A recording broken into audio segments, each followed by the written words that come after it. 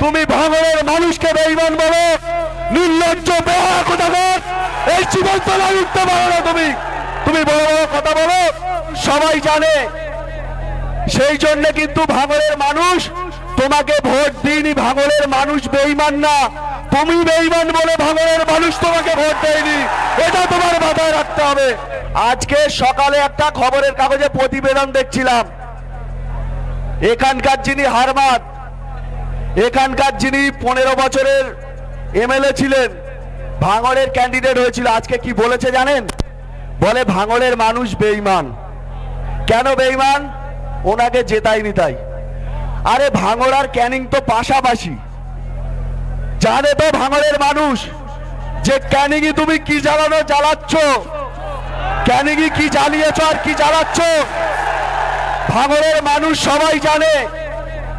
সেই জন্য কিন্তু ভাঙড়ের মানুষ তোমাকে ভোট দিইনি। ভাঙড়ের মানুষ বেঈমান না, তুমি বেঈমান বলে ভাঙড়ের মানুষ তোমাকে ভোট দেয়নি, এটা তোমার মাথায় রাখতে হবে।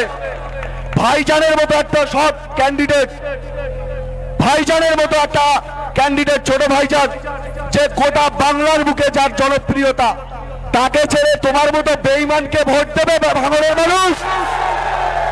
নোংরামির একটা সীমা আছে। তুমি ভাঙড়ের মানুষকে বেঈমান বলো, নির্লজ্জ বেহায়া কোথাকার। এই জীবনতলায় উঠতে পারো না তুমি, তুমি বড় বড় কথা বলো। তুমি জীবনতলায় যে অত্যাচার চালিয়েছো, হেরে যাওয়ার পর তোমার তো ভাঙড় ক্যানিং এর মানুষ একবারও দেখিনি। তুমি তো ক্যানিং ভাঙড় ছাড়াও কোথায় লুকিয়ে আছো? নোংরামি কথাবার্তা। ভাঙড়ের মানুষ বেঈমান?